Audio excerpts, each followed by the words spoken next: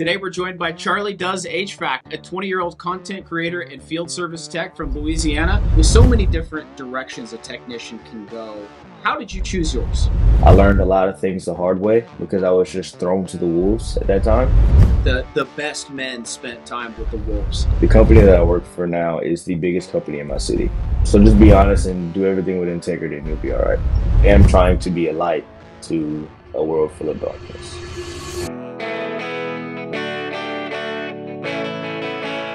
Hey guys, welcome to The Dispatch, where job site legends get the mic. Join me every other Thursday as I sit down with the biggest names in the trades to find out what's really happening to keep America running. So whether you're on the road or in the garage beer in hand, settle in for a great conversation. I'm Ryan Prosser, and this is The Dispatch. Welcome back to The Dispatch, where job site legends get the mic. Today we're joined by Charlie Does HVAC, a 20-year-old content creator and field service tech from Louisiana who shares his life in the trades with thousands of people online. Charlie, welcome to The Dispatch. Thank you, man. Thank you, Ryan. Cool. So, Charlie, I've found myself talking about Louisiana quite a bit the last couple episodes, so we're super pumped to have you. But for folks that don't already follow you, give us 30 seconds on yourself, if you would. So I'm a 21-year-old technician out of Lake Charles, Louisiana. Um, I started picking up content to be an inspiration to the people in my area, to people in my city, especially the younger generation, because crime is a big thing down here, and I wanted the younger people to see that there was a better way to make a living, to make money, to just make it instead of doing all the horrible things that you see on TV and on social media. So I tried to be, and still am trying to be a light to a world full of darkness. So, Charlie, on the back of that, HVAC seems really uniquely positioned to be that. It's a huge industry. You've got residential, commercial, industrial. There's a lot going on. hmm You're in your words trying to be this light in the community, showing folks a path forward. Um, I got two questions, twofold question, both related to you. This light in the community angle. Um, hmm you know, I introduce you to folks as Charlie Does HVAC, but to the rest of the world, it's Charlie Williams the fifth. Is this and I know that Charlie Williams the fourth and the third are still with us. Are they also in the Lake Charles community? Is this kind of a family pride thing? You guys have been in that part of the world for a while, and well, let's start with that. So yes, my dad and grandfather are both staples in the community. My dad was a mentor. He dealt with troubled youth and all this, so I grew up seeing a lot. And my grandfather is a pastor of a really big church in the city.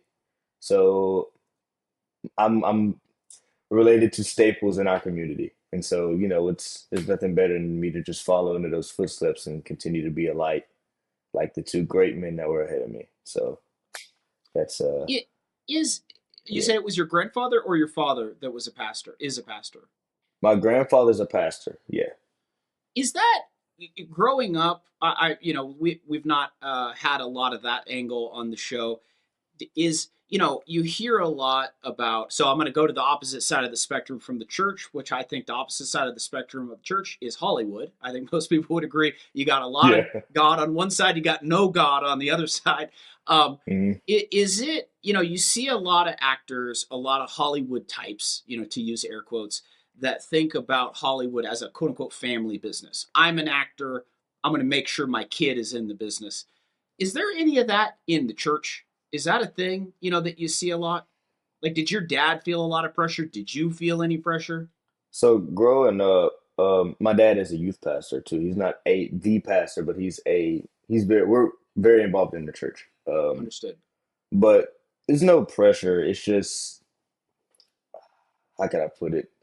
It's like growing up, I was always taught to do the right thing, no matter Okay. what it is. If that's in faith in God, is that's on the site, at work, at home, anywhere. It's always taught to do the right thing and do what you feel is right at all times. Um, so I guess with that, them being pastors and them having the hearts that they do, serving the community, and that's all I've seen. That's all I know. I'm gonna do the same thing. But there's Hmm. no, I don't want to say any pressure. Um, really, the pressure was for me is to just not to mess up. Right. You know, don't mess up who I am. Don't deviate from who I am and who I was always taught to be. That's Yeah, what. it's interesting.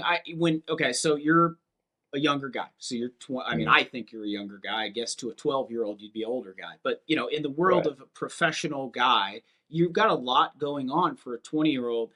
And when I meet younger guys, particularly guys, males that have Hmm. their head on square at age 20, almost invariably, I mean, some percentage of the time, great. They're just like, really dialed in, fine.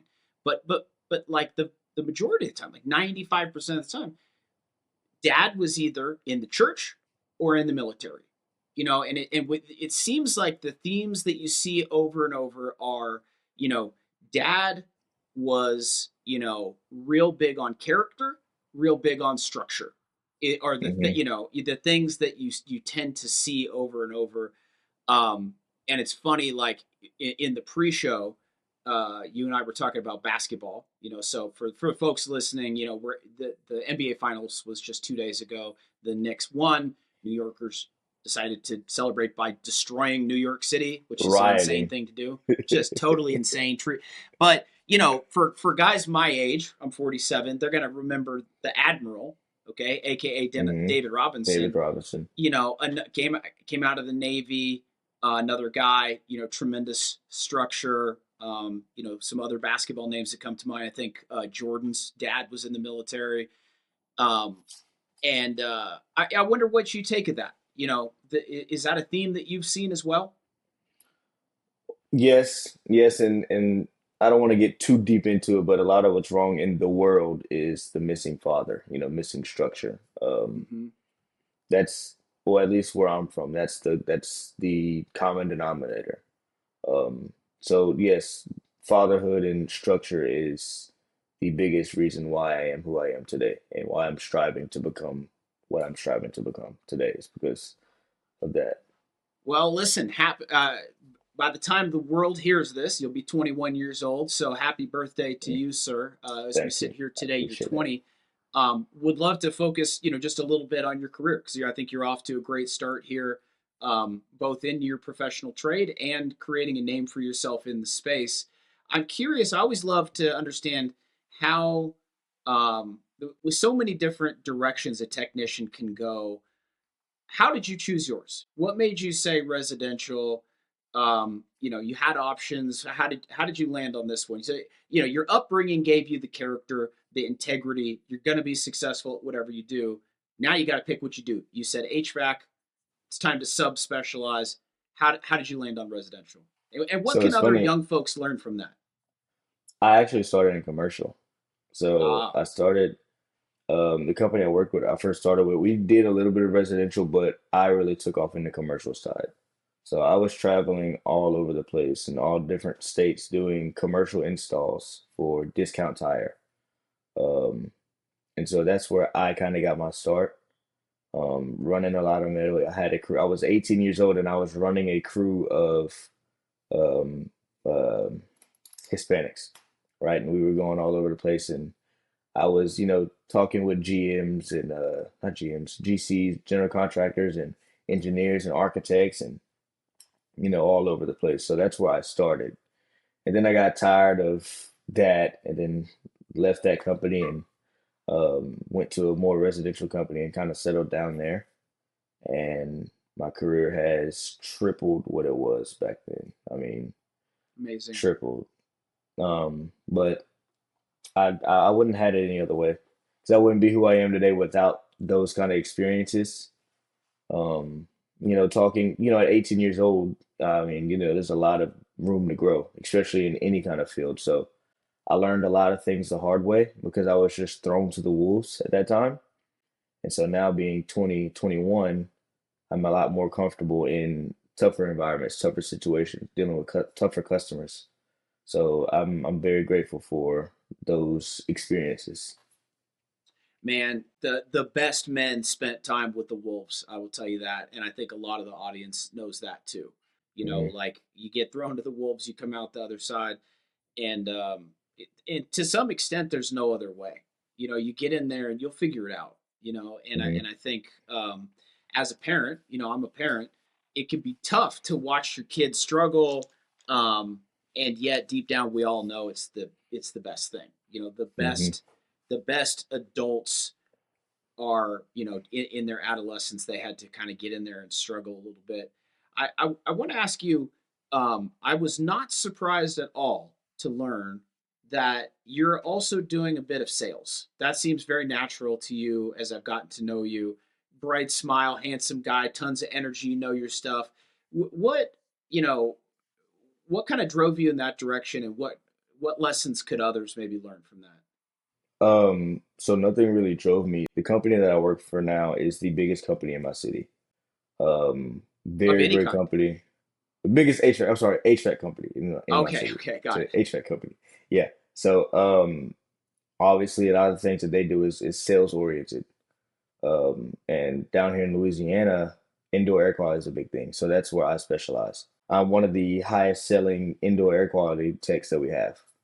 Um, and with that, it's just, I guess I do everything with integrity. I treat everyone like they're my mother or grandmother or, anybody. So that's number one.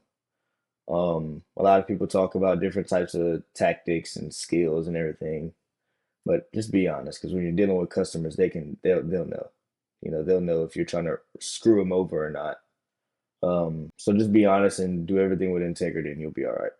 This episode is brought to you by FieldMind, the go-to app for HVAC technicians. Got a fault code? Need a manual? Stuck on a diagnostic? Stop waiting on tech support. Just ask FieldMind. Simply snap a picture of the nameplate or type in your question and get back to work.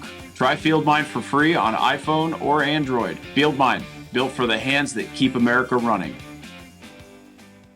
Right, right. Yeah, I mean, I totally agree. I think um, good sales guys they think a lot about quota and putting in the time, but the great ones really don't. The great ones, Hmm. it's like good ones and great ones are not on the same path. Good ones go No. as high as they can go on the work it angle. The great ones take a completely different approach, which is, try to first of all, the thing you see from great ones over and over is they know their stuff inside and out. They oftentimes they Hmm. know it as good as the manufacturers themselves know it, and they can talk to you fluently about, listen, the trade-offs between these things, and maybe this one's cheaper but it's right for you, so let's get you going on that. And it is not unique to HVAC that the great ones will steer you to the correct answer, not the most Hmm. expensive thing, not the whatever. And people are smart enough, they put that together. Hmm. Has that been And your my experience? my biggest thing is I so what I do is I always find a problem and whatever the customer wants, that's what I give it to. Or if the customer comes to me with a problem, I'm gonna give you the best solution for you. Um, whether that be the most expensive option for your scenario might be the best option, or genuinely it might be the cheapest option, might be what you need. Um, and everything is a menu. It's like a menu, right? People love the ability to choose. So Mm-hmm. as long as you are honest with what's going on and are knowledgeable, that's going to be, that's where your success is going to come from, One of especially the being young. sales phenomenons that I learned about years ago was Hmm. if you give people three options, they will almost always pick the middle one. Yep, that Almost that is always. true. That is true. I always do four. I do four options. A basic option, a good option, better option, best option. And So are you like do you find that they land on the second or third one, or how does that usually they'll go? usually go around three because I'll use the basic option as your bare minimum. Like you're gonna barely get by with this one, and I know a lot of people don't want to be at the bottom, right? And then the best option is gonna be the most expensive option, but I really don't want you to buy that option. It's just there for reference. So for example, if I'm selling you a UV light, right, $1,800 UV light, I'm gonna put the most expensive duct cleanings, all this other junk that you might not need way at the top. You'll benefit from it, but I don't think that's what you need. And I'm gonna put that way at the top. And if you want to buy it, great. If not, it doesn't matter. But I'm gonna use that to kind of price condition you to where you see what it could cost compared to what it really is. Mm-hmm. Um, and it's all about everything else is about education. If you come across and you know what you're talking about, the customer's gonna know. Especially for me, I'm 20, so a lot of people ask me, their first question is, "How old are you?" You know, Right, right, how long right. have you been doing this? And I'll tell them, like I'm 20, I've been doing this for 4 years. Um, I'm a lot smarter than what I look, right? Yeah. Um, so So yeah. I want to ask you about a topic that I suspect you know a lot about, and that's the Hmm. just the state of Louisiana generally. I Hmm. have said on the air, many times that you know, my hot take is I think Louisiana has Hmm. benefited the most from the invention of air conditioning as any state in America. Of There's lots that have course. benefited, but I said, I've always said Louisiana's number one. It's the combination of the heat, the humidity, the whole thing. It Yeah. like is that I mean you see the charts of the population over time, like Lake Charles in 1920, now Lake Charles today. Houston, Texas is a great one. We're just to the west of you guys. And Hmm. Houston didn't have nobody was home in Hmm. 1920. And then somebody figured out, hey, if you compress Freon it gets cold, and we could probably do something with that. Right. And then the whole Gulf all of a sudden, we because once you could figure out how to make it not so hot, then you fix the mosquito thing, and boom. Like, what's first of all, do you agree? And second of all, how quickly, if air conditioning becomes illegal tomorrow, how quickly is Louisiana going to empty out? A lot of people are going to jail. Okay, A say lot more. of people, That, a lot of Susie, people we will got go our to first jail. hot take of the episode. All right, so folks, you heard it here first. If our air conditioning becomes illegal today, we got a lot of people in Louisiana going to jail tomorrow. Charlie, explain. I mean, you can't live without it. Like you can't live without it. It's just like I've been to people who are literally about to die because of how hot it can get. I mean, it'll be, 80 degrees outside with 95% humidity. So that 80 degrees turns into 95 degrees really quickly. Um, and people just can't do without the air conditioning at all. So a lot of laws will be broken that day. That will Yeah. be, I mean, they will have to build more prisons than schools. People don't like to be hot. I mean, you see really polite people fall apart pretty quickly when it's hot. I mean, it's just one of those things where you go to a place, and everyone's like, man, everyone there's so polite, and it's like, yeah, because it's 62 degrees every day. Like, it's Yeah. really easy to be nice to each other. You know what I mean? In the Pacific Northwest, where everybody is it's 58 outside. I think Hmm. it gets. I was in, like I said, I grew up in the part of Texas in Houston, but like south of Houston on the Gulf of Mexico, and Yeah. people are nice for about 7 minutes when it's July and it's you're outside, like you're trying, but it's like, dude, get out of my way real quick. You know what I Yes, mean? yes, no, 100%. Especially so like I do a lot of maintenance because like I said, I'm in indoor air quality sales. So I'll turn a maintenance into a sale, just based off of a routine visit. So I don't do many service calls unless I'm on call on the weekend or something during the week. And I find it that I love maintenances only because people are not angry. Like I'm dealing with a pleasant customer. I'm dealing with, Mm-hmm. that older lady who's having a really good day and she just needs her air conditioner checked. But on the other hand, I'm dealing with the very aggravated plant worker who just got home to an 85-degree house with no food. So now it's different for me. It makes my job a lot easier, with a nicer customer as opposed to a very aggravated customer. It helps my job and my day go by a lot better. So I mean, anybody, and maybe some of the people in the northern states don't quite totally know this feeling, but when you come home and your home is 97 degrees because your AC failed, and it almost you feel a little bit like a robber broke in because the heat feels like a bad guy. You know what I mean? And you're like, "What the hell are you doing in my house? You're not supposed to be in here. Hmm. You're supposed to be outside. Like I'm supposed to come home at 72, maybe 76 if you're the kind of person trying to save some money, whatever. But like when it's Hmm. 98 in your house, it really does feel like a burglar is there.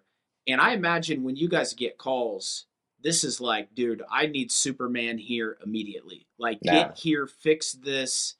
And what does that look like when it's like replace the unit? I mean, that's and that's the thing. So a lot of people um out here, so like a scenario that we have is somebody 2 years ago would have bought a new condenser. I had this situation happen Saturday, a matter of fact, I was on call. Somebody had bought a new condenser last year, but did not replace the air handler. It was 13 years old and there was a leak in the coil. And so I told the guy, like, look, hey, this is what's gonna have to be done. We have to replace the system because the refrigerant isn't compatible anymore. You're not gonna get a Fortinet, air handler. So the guy was flipping out. He was upset because he just paid $4,000 for a new condenser.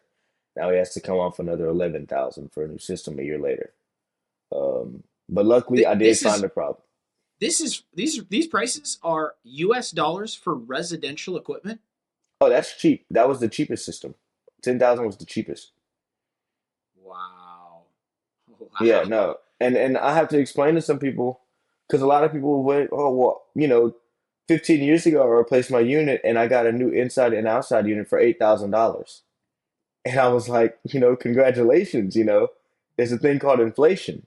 Yeah, Yeah. So, I mean, you might pay 15 to $17,000 for a new system with, the ductwork tweaks, but and wow. that's for our like at my company, that's our best selling, that's our middle tier system. Everyone will pick mostly in the middle. Right, So right, you'll right. pay for a system and minor ductwork changes, you might pay 15 to $20,000 depending on what your situation is, but it can get a lot more expensive. I've done a quote for I think 40 grand before on a system and ductwork. I mean, viewers at home that have been watching the show know I live. My air conditioner is my window, so I live real close to the Canadian border. If it's hot outside, like it is currently, or hot inside, I should say, I open the window because we're in up here in Montana. Although it does get a little bit warmer up here, but I'm pretty out of touch with some of these prices. But that's amazing, and Yeah. the turnaround. I mean, if something fails, like how quickly are you getting something like for that guy that you're talking about with the $11,000? How quickly are you getting him back up and running? So actually, I got him up and running the same day. Um, Before he called my company, he had got some guy that he knew to do air conditioning.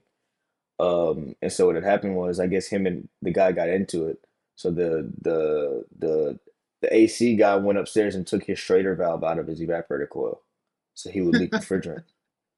So I got there and there was a Schrader valve missing on the coil. So I just put one in it and charged the system back up. So he didn't have to pay nothing but, $280 as opposed to, 11 grand. So I saved his day. I was Superman that day. Saturday, I was Superman for The that one. arguing thing, I can never get my head around. I mean, we have a lot of people like yourself on this show, and I don't get it. I don't get why people are rude to their waiter. I don't get, why the guy that's in your house trying to make it so that you can sleep tonight. I get that you don't like the quote. I understand that. But, you're one Google search away from confirming that this is just where prices are at, you know, and and I just but maybe this speaks to when you're hot, you're not as polite. Maybe that's what this Yeah, is. that's what it is. But And obviously he pissed off the other guy. Guy takes the Schrader valve, throws it in the garbage. Now the problem is worse and more expensive than it was before, yeah, right? no, yeah. I've had a lot of situations like that. And I'll ask, like, they'd be upset at me. And I just asked him like, did I do something wrong? If I did, I apologize. Let me know. Like, we can talk about this. Did I do something? Nah, man, I'm just having a really bad day. I'm so sorry. So but I agree with you. I don't understand why people are the way they are, the service workers. I worked at McDonald's before I started HVAC, so I know what it's like dealing with upset people over food and money. Hmm. So trust me, I get it, and I don't understand why that's the case, man. I really don't. But Man, I'll tell you um, what, McDonald's is not cheap anymore. Holy smokes. What nothing year did you is. work at McDonald's? What year was that? I was a junior in high school, 2021, 2022, 22, Okay. 2022. Yeah. Yeah, I mean, it's not so cheap anymore. Like you said, no, nothing is, but no. yeah, man, it's wild stuff. I've heard it said about McDonald's. You tell me if this was your experience. Hmm. We're probably going to get sued by McDonald's. So I'm going to tell you right now, McDonald's folks, listen. No, I don't have any problem with you guys. It's just everybody says this. The point of working at McDonald's is so that you know what you don't want to do with your life. You go to McDonald's and you're like, well, I don't want to do that. Dude. And listen, maybe you had a great experience. What can you share? Was that kind of in line with your McDonald's experience? Every day that I was employed at McDonald's, I hated my job every single day. I mean, but that wasn't me. I couldn't be inside every day. I have to go outside, work with my hands, do something. But I hated every minute of me working at McDonald's. Nothing against McDonald's. It's just not my cup of tea.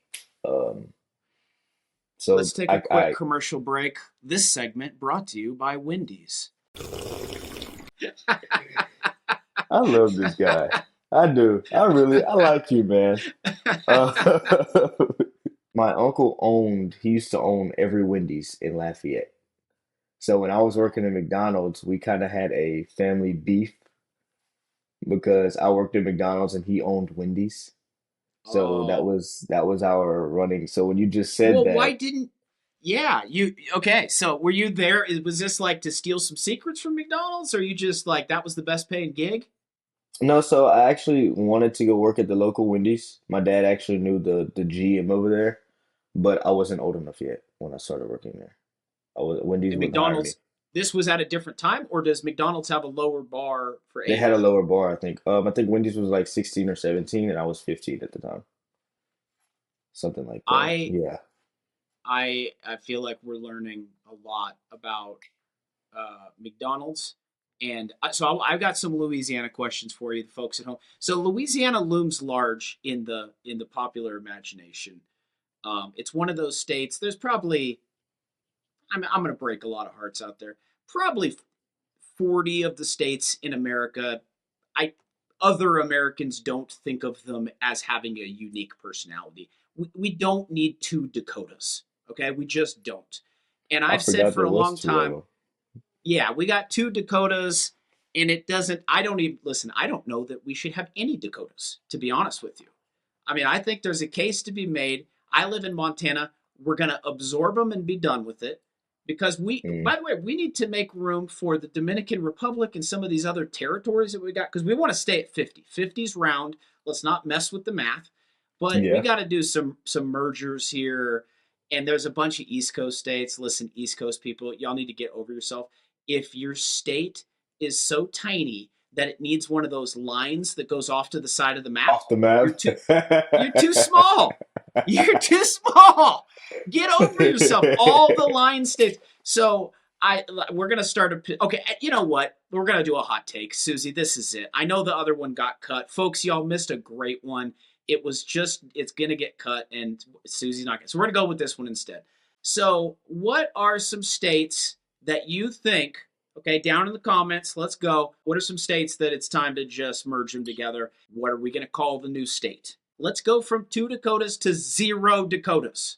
Okay, Ryan's petition is we're going to have Montana just kind of move east. All right, we're going to bring those boys into the fold. No problem. We got that covered. I want to know down in the comment section, folks, what other states should we're going to do a little M&A here, folks, a little mergers and acquisitions. What should we do? To pick another fight, I don't necessarily think of Mississippi and Alabama as being super different from each other. Probably they are, but they aren't in my mind. they're not. And yeah, okay. So that's probably an M&A opportunity right there. But, you know, I love Louisiana and I always have.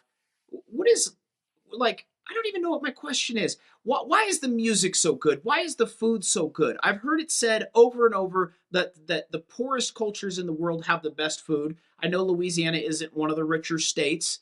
Is there something to that? Is this something where like creative people figured out how to make not expensive food taste, amazing? I don't know. But I do know I can attest, to the how the poorest places have the best food. So there's a common misconception about New Orleans, right? New Orleans is the most famous city, but it's probably the most overrated to the rest of the state. Hot take, very hot take. But Oh my goodness gracious. Folks, New you heard it Orleans, here first. New Orleans overrated relative to the rest of the state. Let's yes, go, New Orleans. I want to see you down in the chat. Shots fired. Charlie, carry on. 100%. I mean, and nothing against New Orleans, but as far as like, let's just say like for food, as far as the food, New Orleans food is like McDonald's compared to a steakhouse to the rest of the states. To the rest of the state, it's drastically different. It's a lot different, but Well, um, no, hang on. We're not going to let you off easy here. Come on, Lake Charles. So, are we set? Like, where is the best food in Louisiana? Are you representing? Is it Lake Charles? Is it whatever? And so is New Orleans like watering it down for tourists? Do you think, or is it just that give us more on this. New Orleans has some great food. Don't get me wrong, but I'm gonna split up into area codes. So where I'm from, Southwest Louisiana is 337. The area code 337. That's Lake Charles, Lafayette, DeRidder, Cameron, all that area. Acadiana is part of the 337. So that's what I'm gonna say. I'm not gonna say Lake Charles, but I'm gonna say Lafayette area is gonna have the best food, hands down. Somewhere in the Um, 337, best food in the state. 100%, 100%. Um, and once you get above, I want to say, I don't know how inclined you are geographically, but if you are above Alexandria, which is like the middle of the state, you're no longer considered Louisiana. You're considered Arkansas. Okay, so I don't know if you know this, we all think of you as a boot. Okay, so Yeah. Louisiana is a shoe, and right now you're talking about like we're getting pretty high up on like mid shin kind of thing. Hmm. Okay, Right around so the if you're ankle. above, if you're high ankle, you're You're out. You're Arkansas. no. Yeah. Yeah. To Louisiana as a state. Now, the northern Louisiana, people they think differently, of course. But if just look it up on social media, you'll see. Uh, Oh boy, social media is going to come to us. Trust me. I dude, think no, that it's this one, the the people are going to have something to say, my friend. But all right, so if you're high ankle, Louisianans don't care about you. That's an M&A opportunity for Arkansas right there. Just go. yeah, you can cut it because Holy also like as far as like just the land, like northern Louisiana is mountainous, like hilly, very hilly. It's very similar to northeast Texas and Arkansas, very similar. So that's why. But folks um, at home, I want you to just spare a thought as I talk to a Louisianan. I am in Montana in the mountains, hearing Louisiana described as mountainous. North Louisiana. I think our highest point is like 500 feet. 540 something feet is our highest point. 500 feet is mountainous. I love They're it. like All right, bro. rolling Listen, rolling hills. I'm gonna come down and visit you in October. We're gonna have you come visit here around Christmas time. I'm gonna show you the mountains, and we're gonna get you on some skis, and we'll get you a different opinion of what mountainous is. Oh, yeah, I'm down, I'm down. I've always wanted to go skiing, so I'm down. Just let me know. A little, Time and a date. I love it. A little home and home series. All right.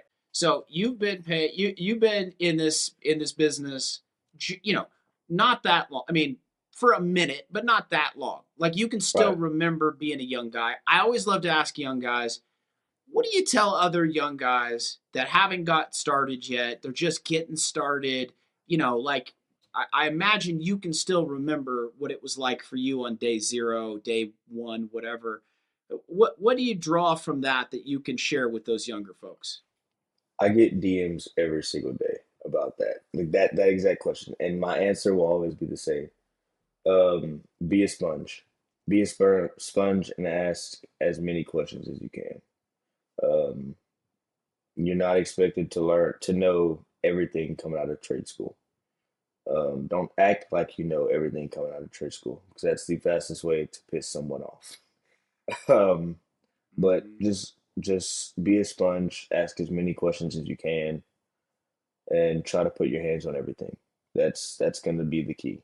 And your first 2 years will suck. I have a question. Okay, Gen X talking here. This might be a ice cold hot take. I Folks out there in the comments, when I text, I put punctuation marks. Okay, not every time, I'm not perfect, but I put punctuation marks. Charlie, why does Gen Z hate punctuation marks and feel like we're being aggressive towards you guys when we put punctuation marks in text messages? Dude, I tell my dad the same thing. Like he might text me in all caps. No one does that anymore, but he'll text me in all caps if he's angry or if he's yelling at me. He'll use an exclamation mark every now and then, but I don't like texting. I hate texting.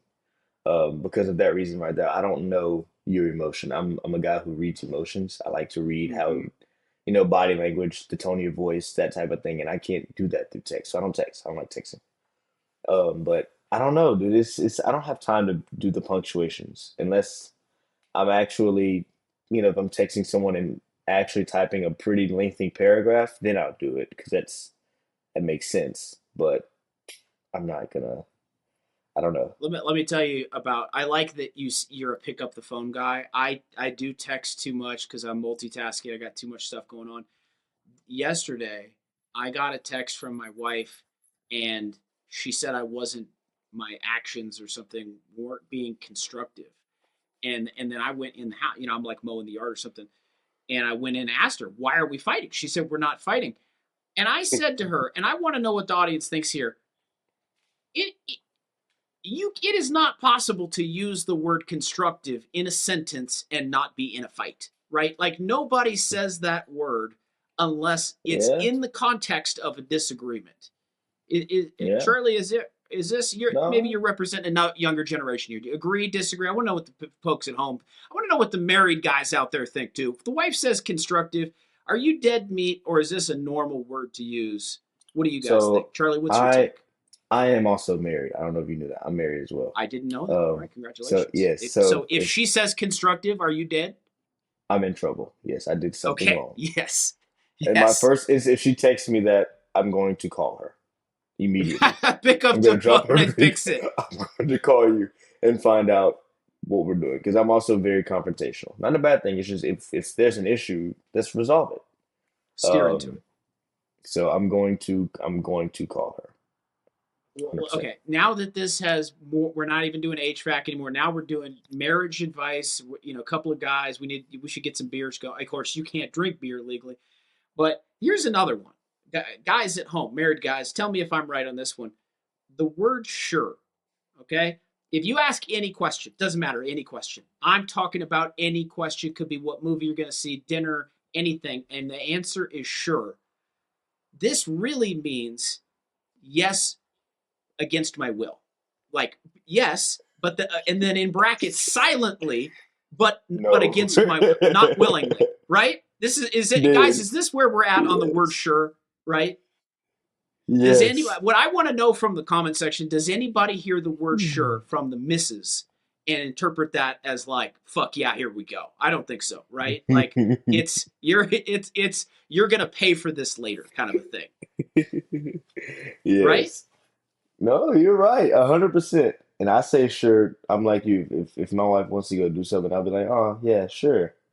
I'm hoping she'd pick up what I put down, like, hey, I really don't want to do this. I'm That's just right. saying That's it right. so I don't That's upset right. you. So I'm Yeah. hoping in the back of my mind that she'd be like, okay, well, never mind. But Do you want to have dinner with my mother? Sure. No. Right? And it's exactly silently, absolutely not. Do not want that. But I'm you don't want to busy. say it. So yeah, sure. All right, perfect. Okay, cool. Listen, I think this is like we're making progress here. Guys, we got to stick together on this stuff. I want to know what other unspoken marriage words are out there that you've picked up on that means something else. Okay, we got to drop this in the comment section because we got to stick together on this thing. Charlie, we Hmm. got a couple of audience questions for you if you got another minute before we break. Yeah, man. All right, let's do it. Susie, I think we got time for two. What do you got for us? Hey guys. So first I want to give a shout out to Dr. Dylan in Midstate HVAC. Thank you guys for listening to Dispatch and sending these questions in. We love hearing from you guys, so please keep them coming. Every week we open a question box on our Instagram at fieldmind_app. So go follow us and send over your questions. Hey guys, this is Dylan from South Carolina. I'm pretty decent at fixing stuff, but the second I gotta talk money with a homeowner, I feel awkward as hell. How did you get over that? I wonder this too. I'm curious, Charlie, how you handle this because I mean, let me add an additional question to it. Is there room to move on this stuff, or is the price the price? It depends on what you're doing.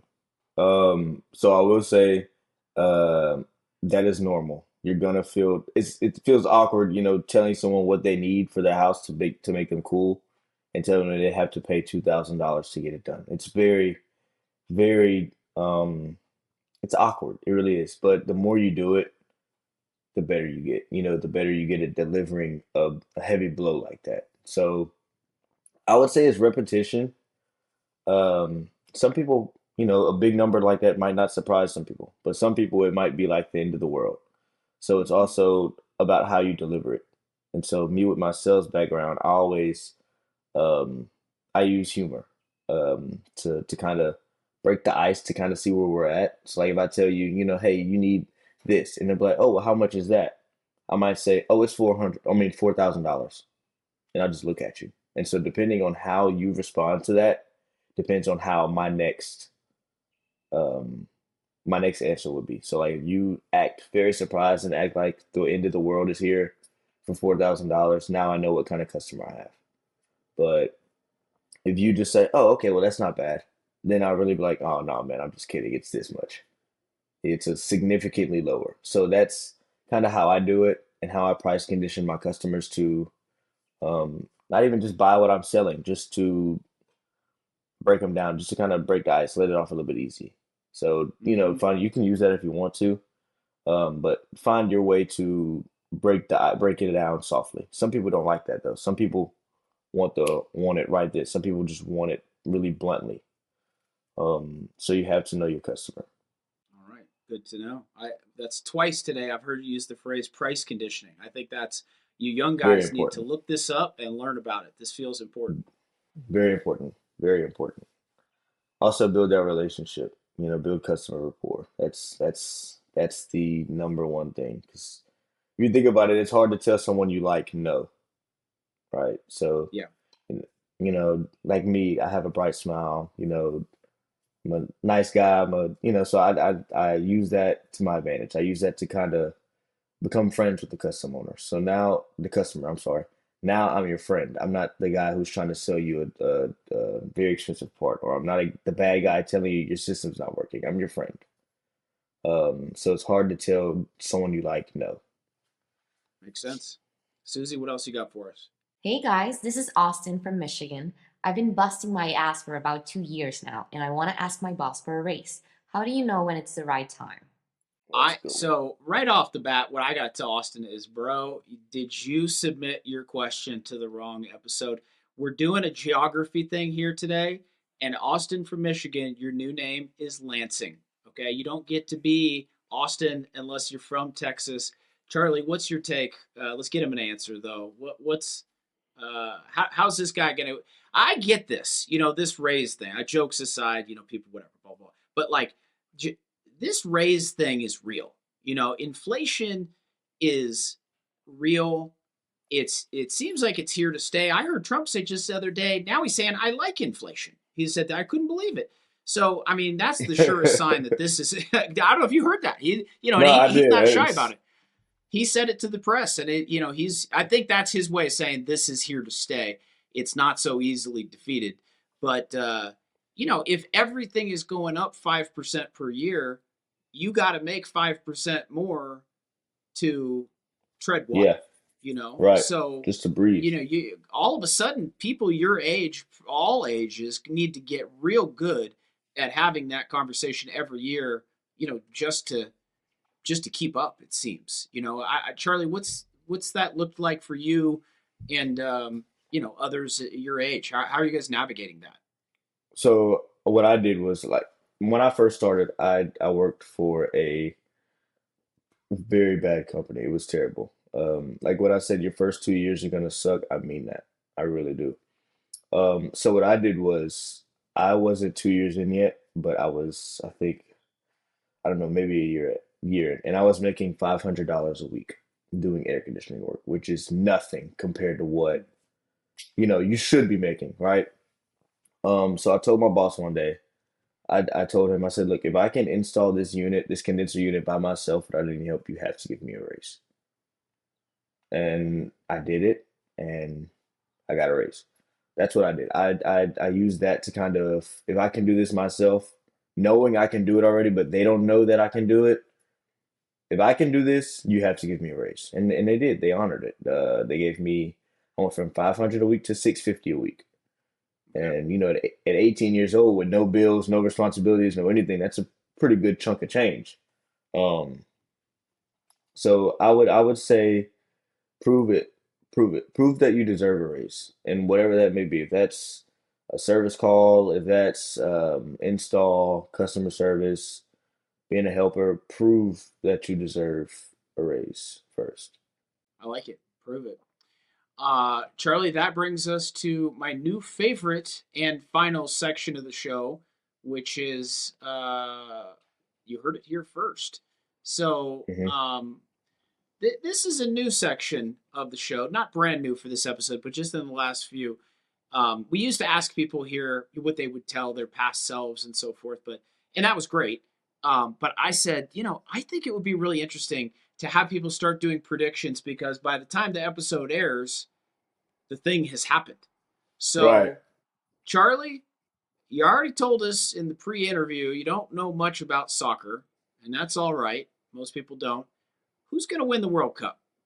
Argentina. Bro, that's a good pick. That's a really solid pick. That's like I don't know anything about baseball. New York Yankees. You know what I mean? Like So you're going with the numbers there. I was just talking to one of my coworkers on the way home from work, and we were talking World Cup. And so he's actually going to one of the matches in Houston. So I was asking him, so, well, what do you think? He's like, oh man, do you know who's playing for Argentina? I was like, well, who? Messi. I was like, Yeah. oh. I was like, oh, yeah, Messi's good. Argentina's gonna win. So Yeah. that's what I think. That's my prediction. I mean, for folks that like myself sat down and watched the Last Dance about the '90s Bulls while COVID was doing its thing, that came out perfect timing. For and Wonderful. it was, and I was a certain age. I bet a lot of the viewers at home are the same. Where the last time basketball really captured my heart was in the '90s. I still like it and watch it, but there's nothing like that '90s. And I grew up in the '90s. Hakeem Olajuwon with the two championships and everything, but it's very difficult to bet against the greatest of all time in anything. You saw Brady. Now, granted, it wasn't that last season, but that second to last season with the Bucks. Saw Jordan again. Not those weird seasons in Washington, but the end of that Bulls run. And when these guys get serious and they're surrounded by the right players, um, it's it's a dangerous combo.